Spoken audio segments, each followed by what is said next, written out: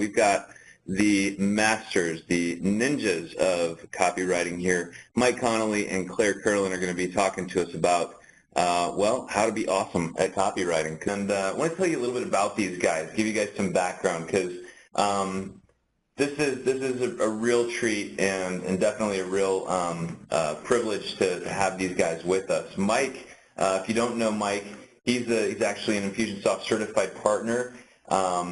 He's also a Dan Kennedy certified copywriter. I mean, Mike's been doing this for a long time. In fact, he's one of our go-to copywriters for the Infusionsoft implementation accelerator. He's been doing that since like 2012. And I mean, Mike started several businesses. He's helped hundreds, at least, of businesses in many, many different industries. He's a master of search engine marketing. I mean, the guy's responsible for some of the most successful websites, emails, lead magnets, landing pages, video sales letters, direct mail. I mean, he's done it all, you guys. So you're going to want to, pay close attention. Well, welcome, Mike. And Claire, you guys, I want to tell you about Claire. She's been writing copy professionally for over 15 years. Writing, and I know, Claire, writing is a passion of hers. You guys are in for such a treat today just to hear her perspective and her expertise on how copy occurs to her. But she's part of our marketing team that's delivered some really incredible value, right? So our content is currently, consistently performing at over 400% above the industry average in our industry. So Claire is an integral key part of what's happening there, and so she really knows what she's doing. And if you've read the copy that we have in our ebooks and our blog posts and videos, all of that stuff, that's Claire's team and Claire's genius behind a lot of that. So be sure you stay tuned, and we've got a real special treat at the end of this webinar. So you guys, welcome. Take it away. Thanks so much, Matt, and thanks to all of you for joining us today. I'm so pleased and excited to be speaking with our partner community. And we're looking at a picture of a gas station. Why is that? We're here to learn about copy, right? Well, I want to tell you guys a little bit of a story. Like Matt said, I'm a professional copywriter. I have been studying great works of writing and looking at great examples of marketing for years and years and years.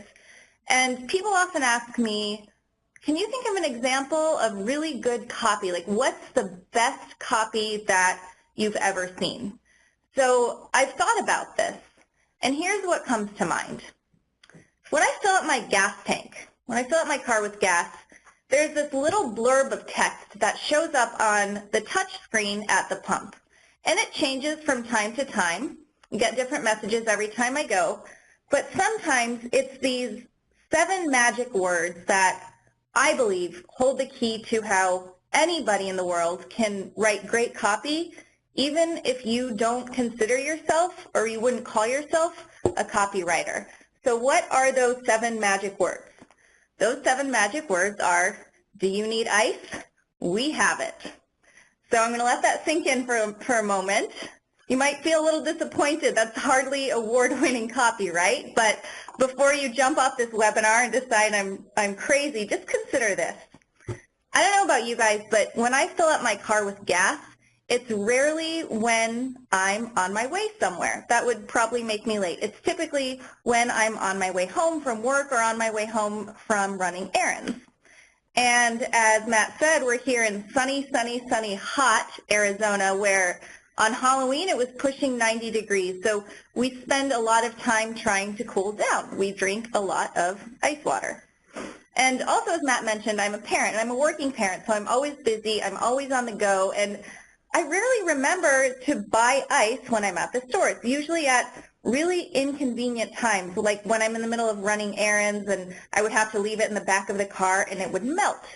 So when I'm on my way home and I'm pumping gas and I see those 7 words on the screen at the Fry's gas station, I'm just thrilled. I'm like, you know what, Fry's? I do need ice and you have it. And I get so excited and I buy like 10 bags of ice from them. And that's not because it was clever, award-winning copy, right? It's because it was useful, it was relevant, it spoke to my pain. And that business gets me, and therefore, in exchange, they get my business. Now, I don't know the Fry's marketing team, but I'm pretty sure they didn't spend a lot of money on a high-priced superstar agency to write that copy for them. What they did do is something that you're going to learn today. They learned how to tell me the right thing at the right moment in the right way. And by doing that, all of you on the webinar today are going to learn how to write copy that makes you money, even, as we said, if you don't call yourself a writer. So let's jump in. I think that one of the biggest mistakes that I see when people start writing copy is that there's no objective. And I don't necessarily mean an objective for your business. We'll get to that. I mean an objective for your audience. So if you think of writing or reading your copy like playing a board game, how does the reader win? What's the end game? What do you want them to do? From now on, I want you, when you write copy, to make it your mission to make that objective clear to the audience in everything you write. Make it easy for them to take action. Otherwise, you could write some really stunning, clever copy that never earns you a single dollar. So the objective could be a call to action like a button, or it could be something more indirect, like wanting them to form a positive association with your brand after they've read a blog post. But if you give them a reason to engage, whatever that reason is, then you're going to get a better response rate. So let's take a look at the site for a moment. This is a meal planning app, a meal planning mobile app. This is their browser-based website. And look at it for a minute. Is anybody on this webinar unsure of what they want you to do? Is anyone unsure of the objective of what you're supposed to do as a reader? No, it's clear. You're supposed to download a free meal plan. Now later they're going to upsell you on a paid version, but right now they just want you to download that first meal plan for free. There are two different call to action buttons, and they're both giving you the same objective. So this is great. If you have something like a landing page that's specific to one type of audience member and they're all going down a linear path, this is the way to go. But you might be saying, well, you know, that's great, but I sell more than one thing, or I have different price points for my service, or I have different audience members. So does Spotify. Spotify, the streaming music service, has a couple of different packages, different options for every type of customer. They also have people who are coming to their site who aren't quite ready to sign up yet. So you can see on this page there are 3 different audience objectives depending on who you are, and that's totally fine. You can have different objectives for different audience members within the same piece of content, just as long as you make that objective clear for every possible action they could take. So make it easy on your readers. Let's pretend for a minute one of those buttons said, discover cool music. It wouldn't really be so clear what the objective is, right? Are they going to play me a song?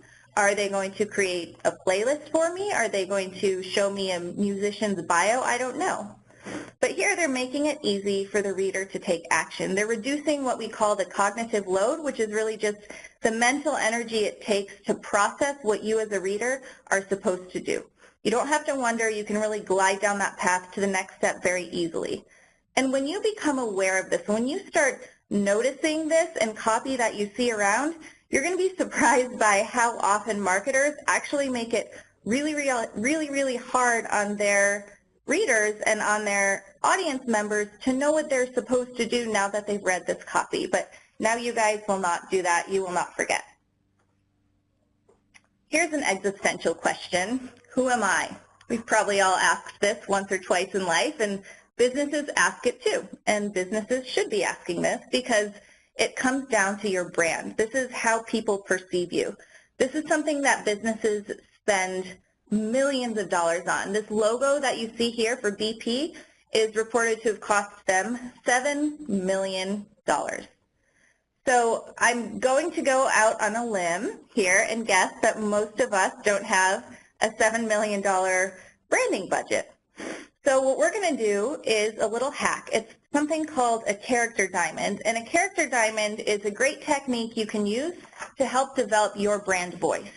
It actually comes from the world of literature, and it's a device that authors use and sometimes video game creators and role play game creators to come up with the essence of the characters that are part of their plot. So for you, it's a way to look at your brand as a character.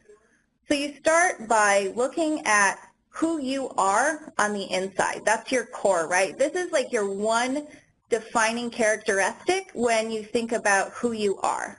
And there's going to be a positive side to that, and there's going to be a negative side to that.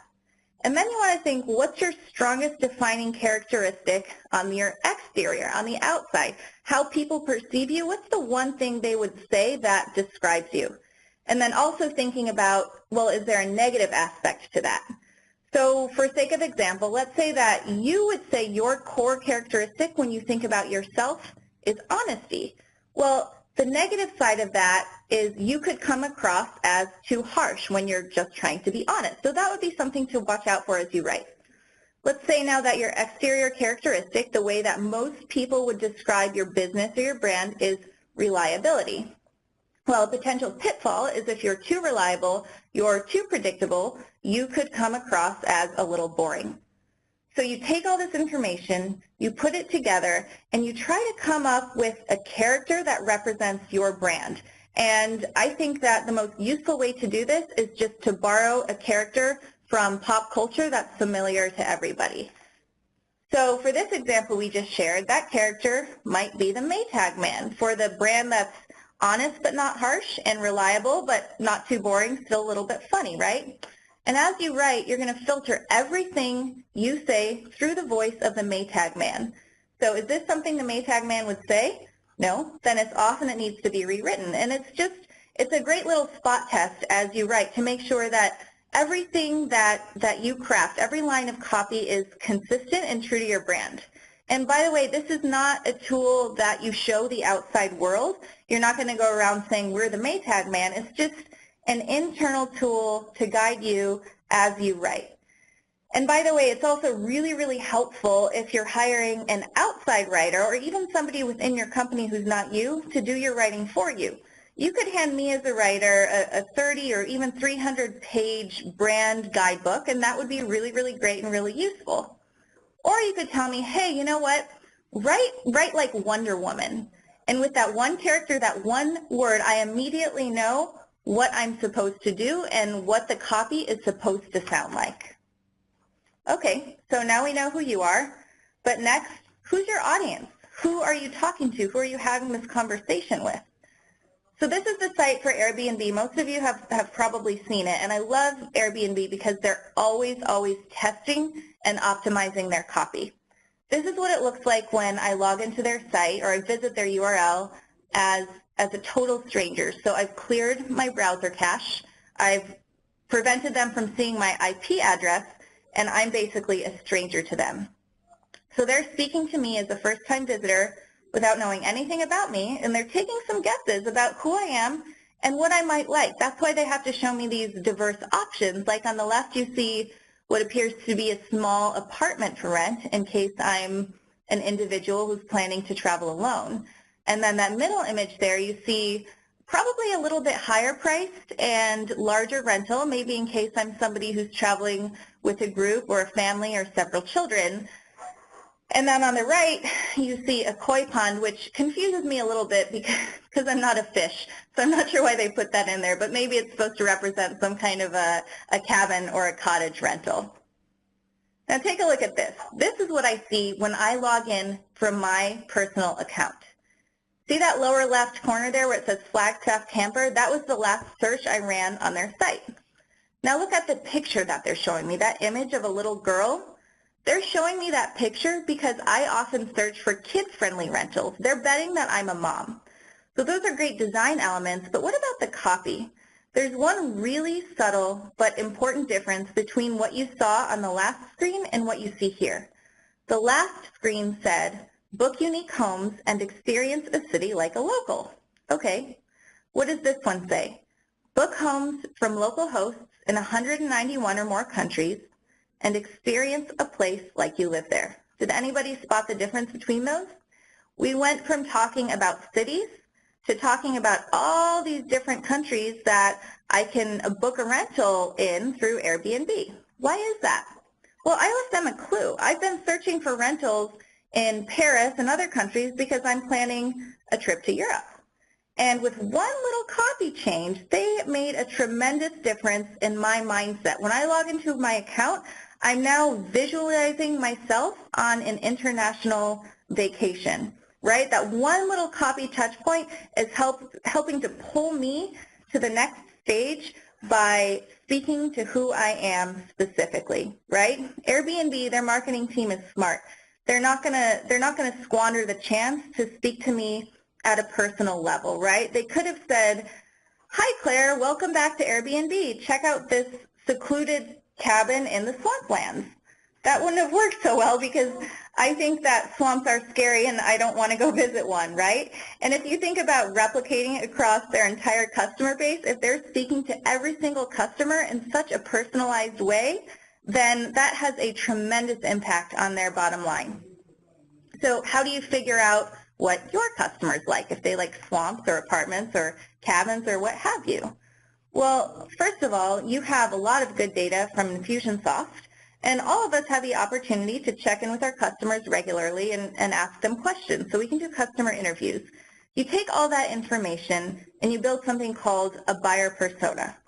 And just like the character that represents your brand, this is a sort of stereotype of your typical buyer. And you're probably going to discover that you have more than one buyer persona. Most companies have a couple. I know at Infusionsoft we have 3. Some companies have 2. Some have 5. It depends on your business, right? But what you want to do for each of those personas is take that information and put it into a template. And this is the actual template that I use. This is not one of our buyer personas. It's based on my daughter. But you can search for buyer persona template and find hundreds or thousands of these online for free. What you really want to do, no matter what template you use, is you want to outline where your audience is right now, where they're trying to get, and how do they get there. And then combined with your character diamond, you start to have a really nice, effective, natural feeling when you write your copy, and it feels like a conversation. So I'm going to stop, take a little pause here, and just say, if you're listening and you're noticing that there's a lot of process involved here and it doesn't feel like we're talking about the artistic side or the creative side, stay tuned because Mike is going to cover that. He's going to share some great insights on that front. But for a moment, let's talk about some numbers. So just like an audience objective, you need a business objective for your copy to perform. I often talk to business writers or business marketers or business owners who say things like, "Help, my blog isn't getting me any sales." Well, I would say, is that really the job of your blog, or maybe is that the job of your product page or a sales page, and your blog just exists to help influence that purchase? Why does that difference matter? Well, it matters because when you're investing time, when you're investing money in copy, you need to know it's performing. Just like if you're investing money in software or a new employee, you need to know why you're doing it and if it's working for your company. And then you can use that objective to set a baseline that you improve against in the future, so that if you decide to make a change to your copy, you know whether it hurt the objective, if it was still doing its job, if it made things worse and you need to change it back, or it made things better and you need to stick with the new version. Let's look at an example. So this is a website for a dating show for the genius, geeky, dorky, and socially awkward. I think that's such a great premise for a dating show. And the studio I work with is created this show, and they built their website in order to get people on the show. So this all sounds pretty normal and logical, right? Well, there's a subtle disconnect, actually, about that. We started talking, and we sort of realized, actually, the website is not meant to get people on the show. That's the job of the casting call. The website, the business objective for the website is to get people to apply to be on the show. See the difference? So by zeroing in on that objective to increase the number of applicants, every single line of copy on their site is serving to persuade people to apply. And they can measure the effectiveness on their copy based on the number of application submissions that they get. And then they start to test, right? If they make copy changes that help or hurt the number of applications they get, they know if they're going in the right direction or the wrong direction with their copy. So right now they're looking at redoing the application page to add some text to help encourage people who are on the site and feeling a little bit uncertain about applying. They'll know if that worked because they had that objective of the number of applicants to measure their success against. My final tip before we hand it over to Mike is a tough one, positioning. This is honestly probably the hardest thing to get right in your writing, but I promise you guys, once you nail positioning, your copy is going to perform better than you've ever seen it. And you're going to cut your writing time probably by a lot more than half because you're going to know exactly what to say to get people to react. So the first thing you want to create is a positioning statement. This just says who you are, what you do, who do you do it for, and how do you do it. And just like with buyer personas, if you run a search for positioning statement template or positioning statement formula, you're going to find hundreds or thousands of different options online. I personally love this one from Cornell University's online professional ed site because it's interactive. You just fill in your information and it creates a really, really well-crafted, well-written positioning statement for you. And if you were to click on those question marks there, and this is a screenshot so it won't work, but if you go to the site and you click on those question marks, it'll explain what exactly it is you're supposed to write in that box there. So this is a great way to create a positioning statement for your company. But then there's another level of things, and that's a positioning statement for your product or service. So this is my pot of gold. I tell every single company I work with to create something called a battle card for every major product or service that you sell. Now, don't scramble to write all of this down. If you're planning to do this, we're going to share the slides afterwards and you'll get this information. But your battle card is going to be your favorite cheat sheet. It's going to be your best friend. You're probably going to start sleeping with it under your pillow at night because it's just that awesome. Even if you are crafting copy that doesn't speak specifically to your products, like say you're writing an awareness piece that's meant to influence thought leadership, this battle card is still going to make your writing process so much less painful and your copy so much more powerful. I thought I knew the products I was writing about really, really well. I thought I knew them by heart. But when I created battle cards, I realized that there's this huge difference. There's something about getting it out of your head and onto paper that made me way faster at writing, and I started zooming through thousands of words a day. I increased my output significantly. And the other great thing about a battle card is that you can share this with anyone inside or outside of your company who's writing for you. And their writing is going to be a lot better and a lot more accurate. There is a time investment to create a battle card, but you do it once for every one of your major products or service lines.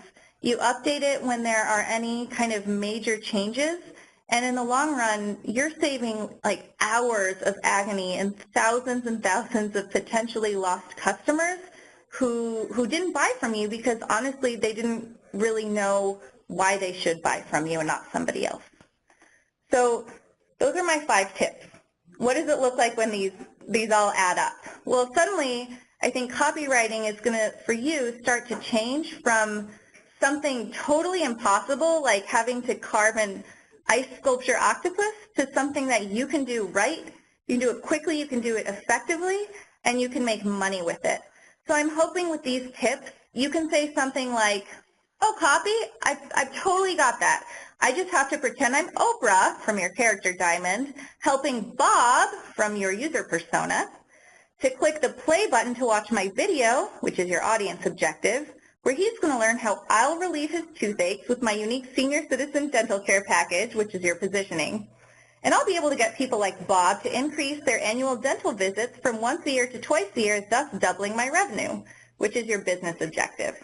So thank you guys so much for bearing with me. You've got this, and we're only halfway through. Mike Connolly now, a very successful and well-known and respected industry veteran, is going to share 5 more tips about how you can become a better copywriter. So Mike, take it away.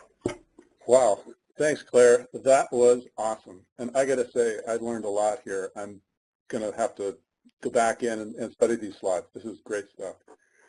So thank you. I just want to say too, Claire and Matt and guys out there, all you ICPs, I'm so glad to be able to be here. I'm grateful and stoked to be able to present for you today. And so I hope that what I'm going to share with you in the next 20 minutes is really going to help you increase the results of your copy. Let's double it or better if we can, and cut the time that it takes to make that. So let's go ahead and dive in. So I wanted to say that I was thinking about this presentation over the weekend, and quite honestly, I kind of came to a stuck point. I was like, you know, I really want to start out with something that's fascinating and interesting and really relevant and helpful. And quite honestly, I was stuck. So I let it go. And Sunday morning, I was going out to brunch, the little family get-together, and it was at a restaurant where they're always booked an hour or so ahead of time. So I volunteered to go out a little bit ahead, and you know, so everybody wouldn't have to sit around waiting. And so as I'm driving out, I threw the CD in my car, and I was listening to a program about the late, great copywriter Gary Halbert, direct response copywriter who you may have heard of.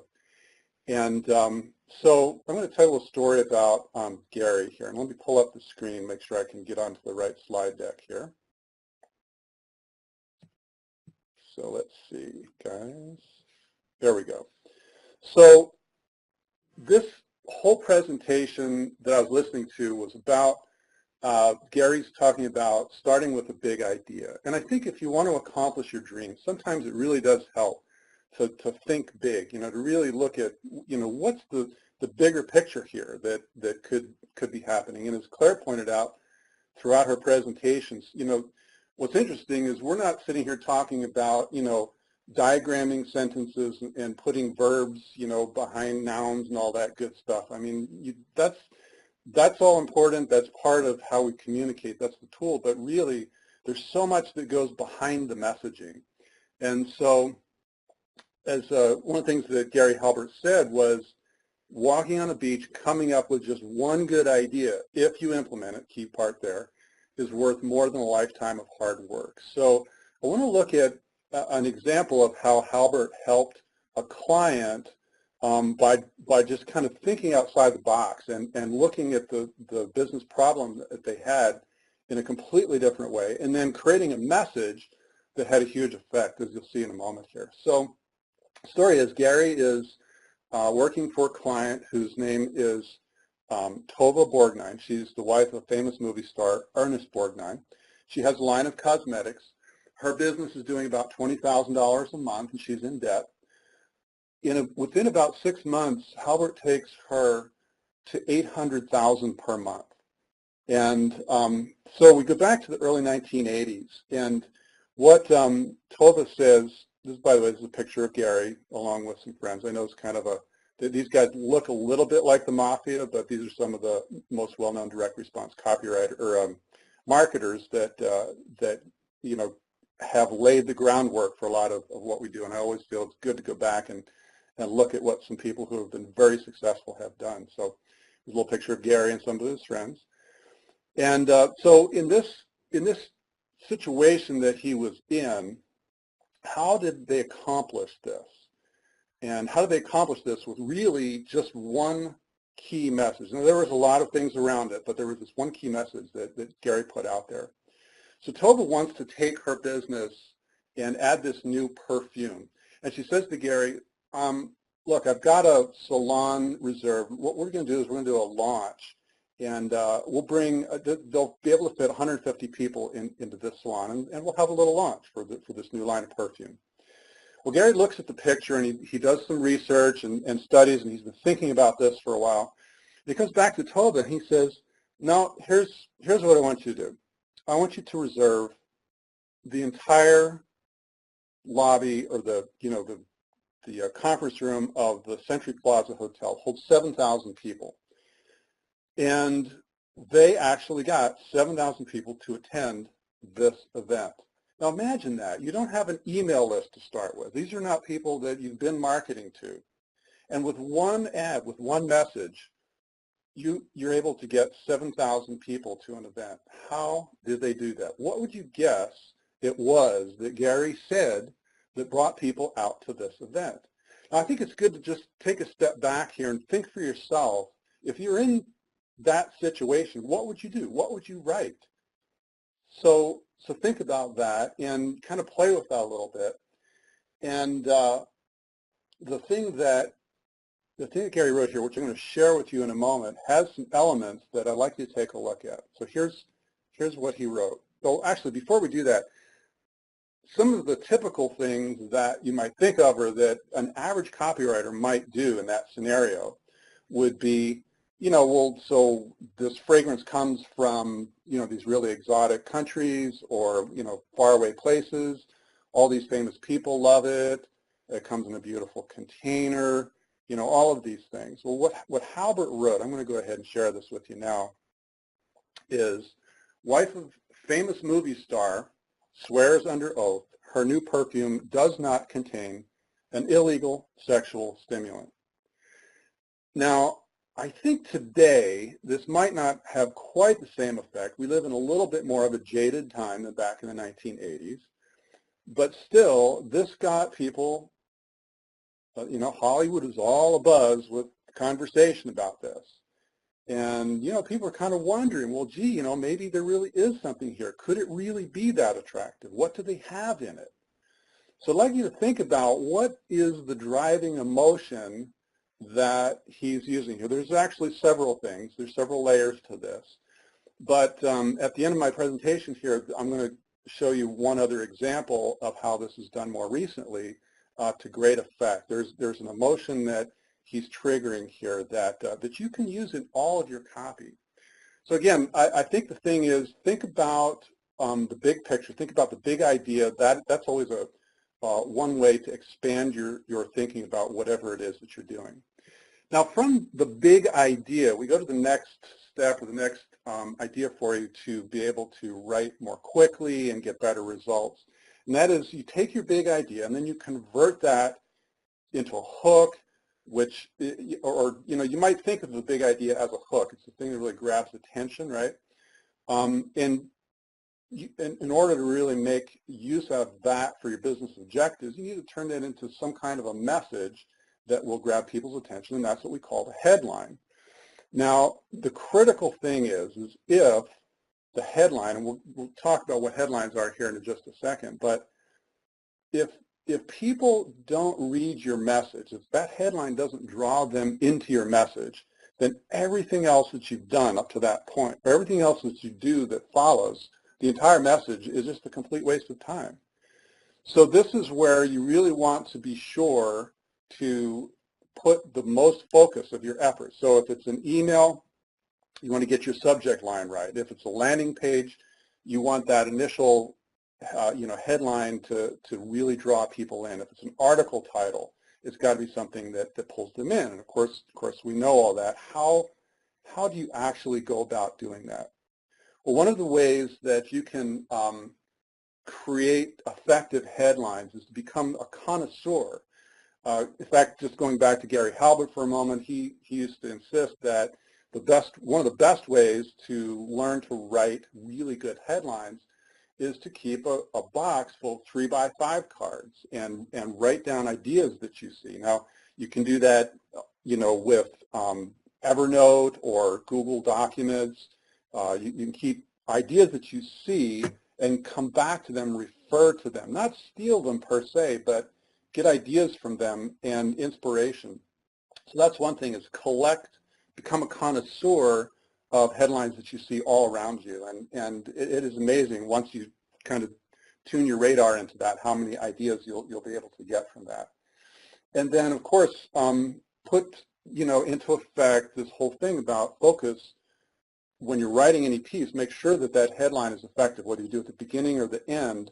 What you want to do is be sure that you budget enough time to get that headline really right so that it's going to bring people into your messaging. Now, how can you tell if a headline is going to be successful? Okay, how can you measure that ahead of time? We really will never know until it's out there in the market, but we've got to make some decisions to put something out there. So what are some ways that you can do that? Well, there's a number of measures, and I'd like to leave you with a 6-part formula for checking, and I'll call that the 6 U's. You may have heard this in other places. I've heard of the 4 U's. And there's really, a dozen or more different ways to measure headlines. But let's stick with 6. I think this is going to be pretty memorable for you, is that we're going to measure the effectiveness of a headline based on, is it unique? So there's something about this headline that's unique. Is it useful? Is it urgent? Is it ultra-specific? Is it ultra-relevant to your prospect?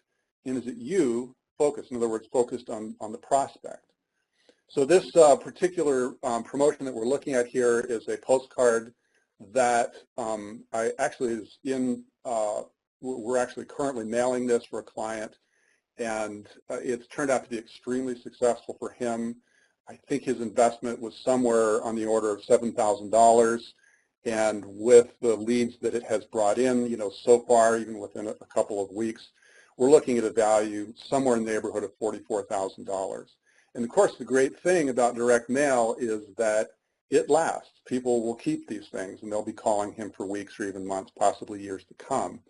So how would you determine, we didn't know in advance whether or not what we were offering people and what these headlines were going to be effective, but we really thought through, asked these questions, and as it turns out, in this case, we were pretty lucky, and it looks like it worked out pretty well.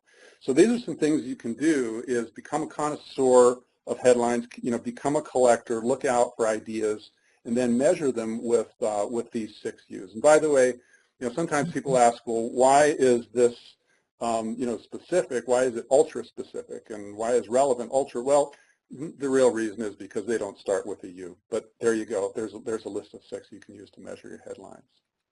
Which brings us to, how do you actually sit down and write some of these things? So if you're feeling tense, if you're feeling worried, or you just get to a block with your writing, what I want you to do is take a deep breath, relax, let the creative process do the work for you. And here's what I mean by that. As you've probably heard this term, the creative process, and it's applied to all kinds of things, from nuclear physics to getting your son or daughter to kindergarten on time. And what that is there's basically, the way our brains work is there's about 5 phases of problem solving. And let's see how this applies to writing copy, okay? So phase 1, or step 1, is you want to set your GPS. So you're going to think about this in terms of pulling out your GPS. You're going from New York City to Miami, let's say, and you say, well, how am I going to get there? How am I, which road am I going to take? And what's it, what am I looking for? What are the signs along the way? And what I want you to do is, when you pull out that GPS, you're plugging in the address of where you want to end up, and you need to have a picture of that in mind. And it's the same with writing copy. And a friend of mine shared this with me a few months ago, and it really, there was this light bulb that hit me, or that was, over my head. You would have seen it if you were watching this talk. It was that, just by she said to me, when I write a piece, I like to think about where we're going to end up. Where is this article going? And so that's, I think, the thing that you can do to really get your messaging going, getting the writing happening, is start with, what is it that you want your reader, your viewer, your prospect to feel? What do they need to believe? And what do they need to do at the end of the, reading your message or watching your video? So that's number 1, is set your GPS. Number 2, and this is a part that I think is often overlooked, is you've got to do your research. One of the sort of sources for ideas and ways that things come together is, if you have all the facts at hand, it will become obvious what to say. And as a very successful copywriter, Harleen Anglade Cole, who's written millions of dollars of successful health promotions, has said, you're not a bad writer, you just have a research deficiency. So the thing is, if you ever get stuck, go back, do some research, understand, your market, and all the things that Claire was pointing out about how to really understand your product and your prospect, and what it is that you can offer, and do as much of that research as you can in advance, and then the writing will really flow for itself. But that's the second step in this whole process, is do your research. Then, next step, sit down and write. Just let it all hang out. release your inner child, tell your inner parent to go take a hike. Maybe, you're imagining maybe that's your English teacher, but just get messy, close your eyes and start typing. Whatever it takes, let that all hang out. And by the way, sometimes if you're feeling boxed in by a particular message, maybe it's like that the facts of the situation just seem to be impossible to overcome. One way to get going with your writing is just pretend that that doesn't exist. Just say to yourself, well, if I had the ideal situation, if I could really, put it in a certain way, then just pretend that's the way it is, and then write that. Then come back and find the facts, assemble the facts, and restructure it in a way that really does make sense. But start out by imagining, hey, what if I had my way with this? So that's one of the things that may help you release and just get the writing out. Fourth step now is we're going to let that parent come back, that English teacher, from grammar school, and this is where you will come back in and trim things out. You will make things make sense. You go through edits with various things in mind. One of the things that I like to do and I find extremely helpful is once I've written a piece is to come back in and actually say it, just read it out loud. And that right there helps me understand how people are seeing it and reading it, making it conversational, making it easy to understand. And but oftentimes what will happen in this phase is you get to go in with that critical, sort of left-brained thinking, and what you'll end up doing is cutting things out. And oftentimes, what I find is that the most effective copy is where I've just really eliminated a lot of stuff and made it very, very brief and to the point. One of my favorite writers is Ernest Hemingway, and you may have heard, this is kind of, I think, an urban legend, was he was challenged to come up with a 6-word novel because he was known for being, very, very concise in his writing. And so he actually came up with one, according to the story. For sale, baby shoes never worn. Wow, well that's got some impact. And that's the same way that your copy can be. It can have a very impactful effect if you go in that editing stage and really trim things out. So that would be the fourth stage, that editing. And then lastly, we never know how your market is going to respond to your message until you actually put it out there. So at that point, we test and tweak, and that's where, we're so familiar with how to measure the response in your Infusionsoft campaigns. I'd love, after we've created a campaign or a sequence, going in a week or two later and seeing how we're doing and what we can do to improve on that. And I noticed in a campaign recently, we were getting much better opt-in rates and clicks and opens when we offered some content of value. So we went back in and added emails that added that kind of value, and we're getting a much better response now. So those are the 5 things you can do in the creative process. Now, in terms of how to actually, look at, is your writing going to be effective? One of the things that I often see where writers, get hung up is they feel like they've got to be clever. It's like, well, this is marketing and advertising. I've got to be, really funny, or I've got to say something outrageous.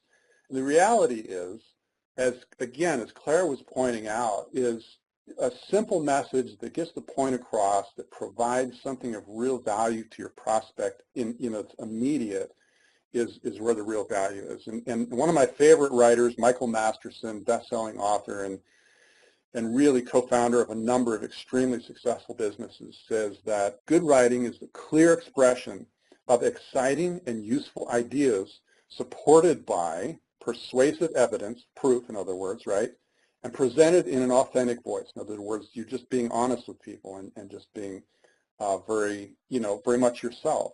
So how do you do that in your writing? Well, number one is, don't start writing until you at least have one good thought, right? So again, pull that GPS out and think, okay, what is it that where I want to end up, and think of how you could give somebody some value to get there.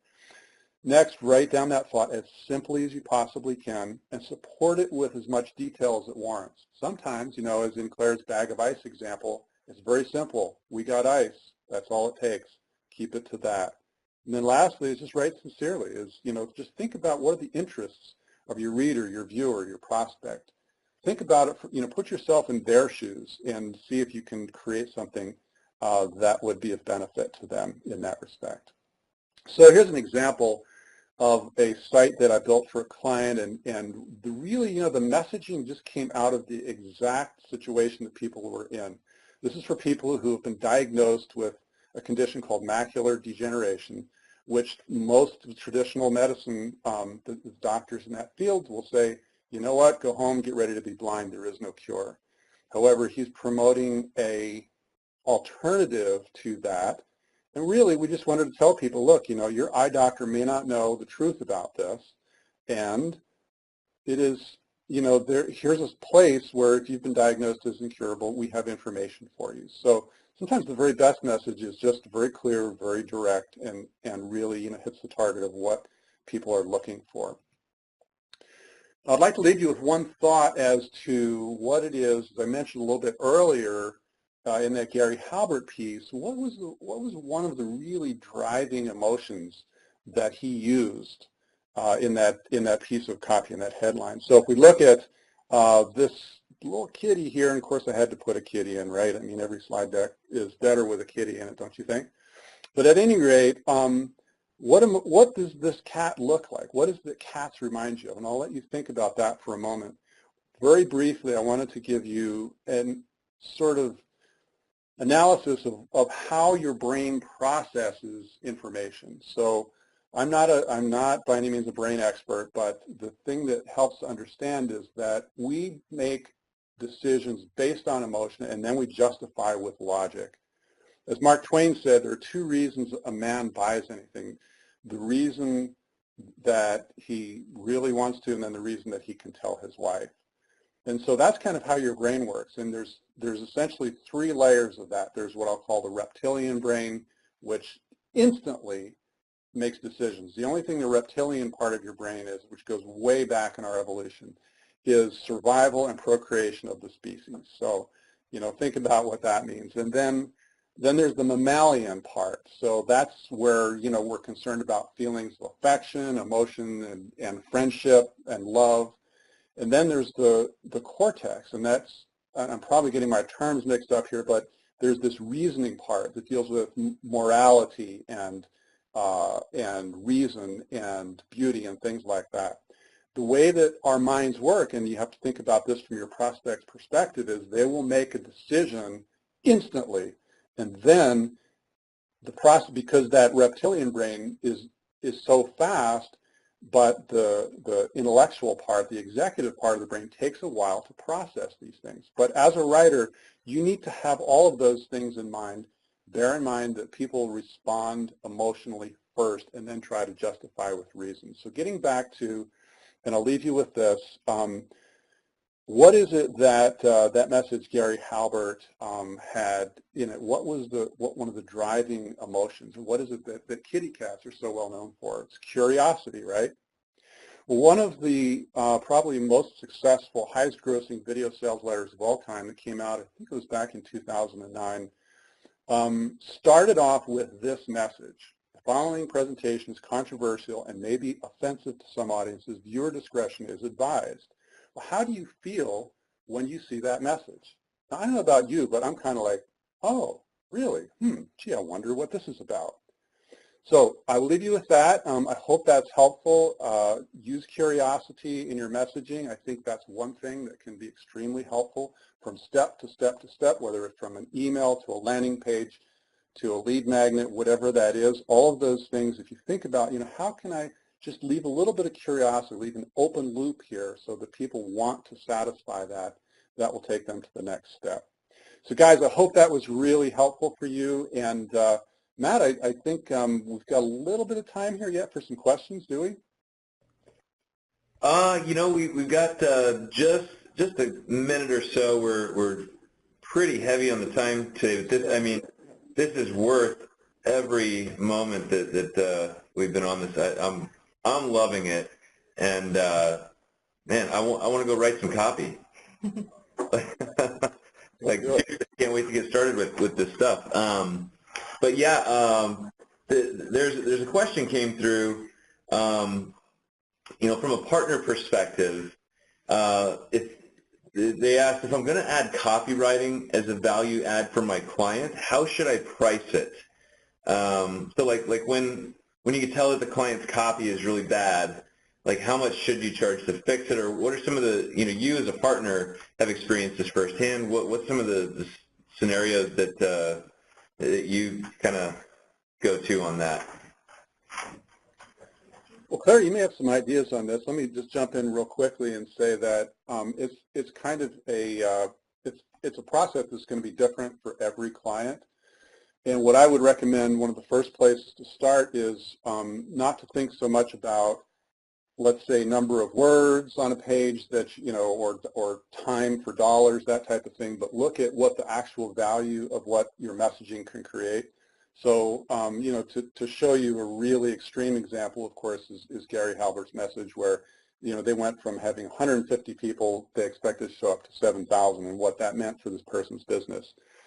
So in just very briefly, because I know we're really out of time here, that would be the one thing that I would start with, is look at what the value of it is that you can produce for somebody, and then think about pricing from there. Claire, do you have any thoughts on that? No, I think you nailed it, Mike. Thank you. Awesome. Thank you so much, Mike. And Claire, thank you for joining us here today, you guys. If you have any questions, if you'd like to engage with Mike or Claire, let me see here. What's the best way to get a hold of you guys? I think we've got it here on a slide here. Yeah, I think we've got our contact information there. You're welcome to shoot me an email, connect with me on Twitter, find me on LinkedIn. Awesome. Yeah, and there's Mike's info as well. If you want to see more of what Mike has done, what he's up to, and how he works, all that good stuff, be sure you check out his website at StrategiCopy.com. Like I said, Mike's been working with Infusionsoft and our customers for a long time and really knows his stuff. And Claire is amazing. Be sure you come back next week to see Claire again. She's going to be joining us with Anatai Zubia from our marketing team as well. And speaking of copy, there's some amazing stuff in these pre-QRL and the welcome nurture campaigns that we've made available for you guys. So come back next week to get the backstage pass, get a sneak peek behind the curtain and all the cool stuff that's going on there and how those campaigns work and the content and all that fun stuff. It's going to be radical. And yeah, again, Mike, Claire, you guys, thank you so much for joining us here today and providing all this amazing content. Really, really great stuff for our partners. Thank you so much. Thank you, and thanks to everybody who joined us today. It was great to chat with you for a little bit, and I do hope that you'll follow up and contact Mike or contact me with any questions that you have.